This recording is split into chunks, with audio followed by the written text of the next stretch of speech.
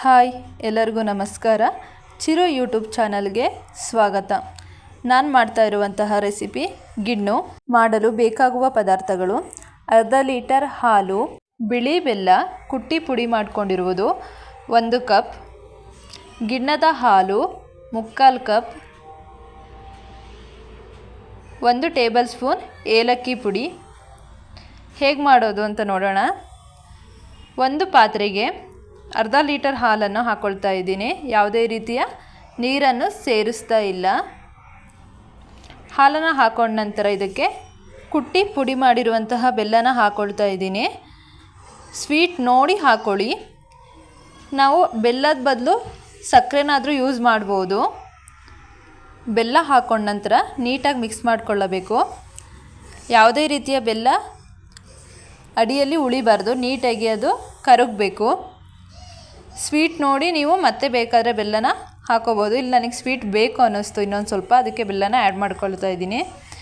ಬೆಲ್ಲ ಕರಗಿದ ನಂತರ ನಾನು ಇದನ್ನು ಫಿಲ್ಟರ್ ಮಾಡ್ಕೊಳ್ತಾ ಇದ್ದೀನಿ.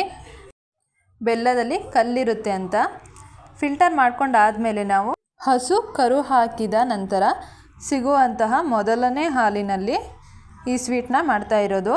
ಹಾಗಾಗಿ ನಾವು ಇದಕ್ಕೆ ಗಿಣ್ಣದ ಹಾಲನ್ನು ಹಾಕ್ಕೊಳ್ತಾ ಇದ್ದೀನಿ.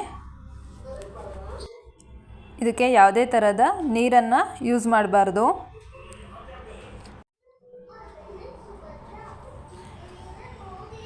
ನೆಕ್ಸ್ಟು ಏಲಕ್ಕಿ ಪುಡಿ. ಏಲಕ್ಕಿ ಪುಡಿನ ನಾನು ಸಿಪ್ಪೆ ಸಮೇತ ಕುಟ್ಟಿ ಪುಡಿ ಮಾಡ್ಕೊಂಡಿದ್ದೀನಿ. ಏಲಕ್ಕಿ ಪುಡಿ ಹಾಕ್ಕೊಂಡು ನೀಟಾಗಿ ಇದನ್ನು ಮಿಕ್ಸ್ ಮಾಡ್ಕೊಳ್ಳಿ. ಇದಿವಾಗ ರೆಡಿಯಾಗಿದೆ. ಇದನ್ನು ನಾವು ಇವಾಗ ಬೇಯಿಸ್ಕೊಳ್ಳೋಣ. ಬೇಯಿಸ್ಕೊಳ್ಳೋಕ್ಕೆ ನಾನು ಒಂದು ಕಳಸ್ಕೆನ ತೊಗೊಂಡಿದ್ದೀನಿ. ನಿಮ್ಮ ಮನೆಯಲ್ಲಿ ಕಳಸ್ಕೆ ಇಲ್ಲ ಅಂದರೂ ಕೂಡ ಕುಕ್ಕರಲ್ಲೂ ಮಾಡ್ಬೋದು. ಕುಕ್ಕರ್ ಒಳಗಡೆ ಸ್ವಲ್ಪ ನೀರು ಹಾಕಿ ಹಾಲಿನ ಪಾತ್ರೆನ ಇಟ್ಟು ಕುಕ್ಕರ್ ಮುಚ್ಚ ಹಾಕಿದರೆ ಸಾಕು. ಯಾವುದೇ ರೀತಿಯ ವಿಷಲನ್ನು ಹಾಕಿಸ್ಬಾರ್ದು. ನಾನಿವಾಗ ಇದನ್ನು ಕಳಸ್ಕೆ ಒಳಗಡೆ ಇಟ್ಕೊಳ್ತಾ ಇದ್ದೀನಿ. ಇಟ್ಟು ಮುಚ್ಚನ ಹಾಕ್ತಾಯಿದ್ದೀನಿ. ಹಾಕಿ ಇದನ್ನು 10ರಿಂದ 15 ನಿಮಿಷನ ಬೇಯಿಸ್ಕೋಬೇಕು. 10ರಿಂದ ಇವಾಗ 15 ನಿಮಿಷ ಆಗಿದೆ. ನೋಡೋಣ ಇವಾಗ ರೆಡಿಯಾಗಿದೆಯಾ ಅಂತ. ತುಂಬ ಚೆನ್ನಾಗಿ ಬಂದಿದೆ ಗಿಣ್ಣು. ರೆಡಿಯಾಗಿದೆ ಅಂದ್ಕೊಳ್ತೀನಿ. ನಿಮಗೆ ಈಗ ನೋಡಿದ ತಕ್ಷಣ ಗೊತ್ತಾಗಲಿಲ್ಲ ಅಂದರೆ ಒಂದು ಸ್ಪೂನ್ ತೊಗೊಂಡು ಈ ರೀತಿ ಮಾಡಿದರೆ ಸಾಕು. ನೋಡಿ, ಸ್ಪೂನಲ್ಲಿ ಯಾವುದೇ ರೀತಿಯ ಹಾಲು ಅಂಟ್ಕೊಳ್ತಾ ಇಲ್ಲ. ಈ ರೀತಿ ಆದರೆ ರೆಡಿಯಾಗಿದೆ ಅಂತ. ನಿಮಗೆ ನಾನು ಮಾಡಿದಂತಹ ಈ ರೆಸಿಪಿ ಇಷ್ಟ ಆದರೆ ನನ್ನ ಯೂಟ್ಯೂಬ್ ಚಾನಲ್ನ ಲೈಕ್ ಮಾಡಿ, ಶೇರ್ ಮಾಡಿ, ಸಬ್ಸ್ಕ್ರೈಬ್ ಮಾಡಿ. ನಾನು ಮುಂದಿನ ವಿಡಿಯೋದಲ್ಲಿ ಒಂದು ಒಳ್ಳೆ ರೆಸಿಪಿ ಜೊತೆ ಬರ್ತೀನಿ. ನಮಸ್ಕಾರ.